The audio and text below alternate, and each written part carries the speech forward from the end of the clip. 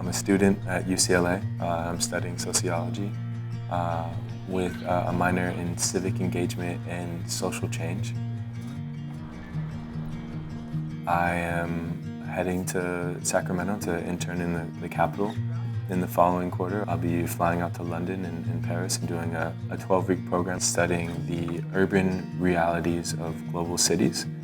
And my life is really good. I'm planning on going to law school or potentially pursuing a master's in public policy. When Nick came to us, he was incarcerated, and his horizon where he thought he would be is dead or in prison. And that's not okay. No 16-year-old, nobody should feel that way. If I could speak to other donors and explain my passion for Fly, I would hope they would find some of the same reasons as I have found. They serve a population of high-risk youth, people who have been incarcerated or may become incarcerated, and that's a group that needs services and is often invisible to most of us who live in Silicon Valley.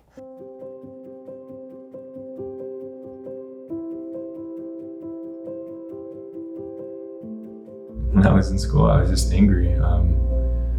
I talked back to teachers, I talked back to principals, I got into fights with other kids. I didn't think that I needed to change because I was just so angry at everything. I was angry at my mom for being on drugs. I was angry at my dad for being in prison and not being there. The day that Nick got arrested, it's a day I'll never forget, and I hope I never ever have to go through again. It was horrible. He had called me at work and told me that he had gotten into a fight with a kid at school, and he beat him up pretty bad, and he had run away. And she saw me get put in handcuffs and thrown in the back of a police car and driven away. I was like looking behind me in the police car. Like I just saw my grandma walking with like her head down, carrying my things, like trying not to cry. And it broke my heart. That's when I was like, yeah, I can't do this. So Fly was designed with the input of incarcerated youth who told us 3 things. Teach us about the law, so we'll make better choices. Give us mentors, so we have someone to care about us and show us the way. And give us a chance to give back, so people realize we're not these bad kids. We have a lot to offer. I think that Fly helped me learn how to forgive and how to appreciate. I had never had the chance to be surrounded by people who thought of me highly and who thought of me as a good person and who thought of me as someone who was capable. Every time I'm in a room with the young people, I'm inspired. Going to one of their showcase breakfasts and hearing the young people speak was extremely inspirational. In this last year, so much happened. I got 2 jobs, I finished high school, and I went camping in another state. I'm 21 years young and I'm a strong, independent woman, okay? It feels to me like the world is full and flush of choices, opportunities, and decisions. And if I look for it, I can find the beauty hidden in the mess. This is not an area of philanthropic priority for people. And I think that's a problem because I think a lot of people think it's too late, these kids can't be reached, the issue isn't that important, these aren't my kids. As an African American, Fly also resonates with me because of the target population it serves.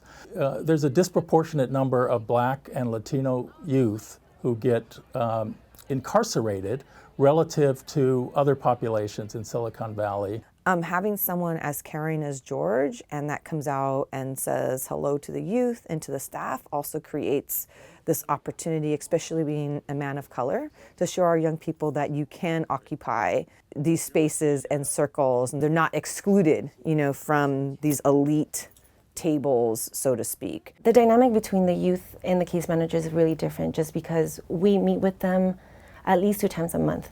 But it's having more of that direct contact, getting to know their stories, getting to know what they like to do, what they like to eat, who they hang out with, the places they like to go to. So we definitely build that strong connection with them.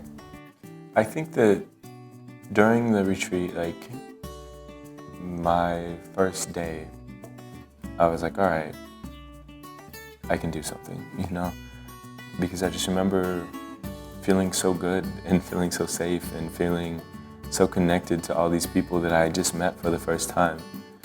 And on the first night you do a bonfire, and at that bonfire you do like your hopes, fears, and regrets, and just like write them on a piece of paper, and you burn your fears and your regrets, and you hold on to your hope. I feel like in that first night, that first bonfire, Fly did for me what I had wanted my whole life. You know, they asked me like how I was feeling, and actually listened and provided a space for me. As much as I tried, I couldn't reach him because he knew I loved him, but he also felt, I think, I'm obligated to love him. And sometimes just having a complete stranger having faith in you and showing you love and your self-worth makes a great bit of difference. If we don't support Fly, who will? This is a group of young people who are often ignored, who people don't have high on their lists when they're making lists of what they want to support. It's not the sexiest #1 issue that everyone's talking about. And yet the Fly staff and leaders, they're saving lives every day. If there's one word to describe what Fly has done for me, I would say ignited. I feel like my whole life I was just a candle waiting to be lit.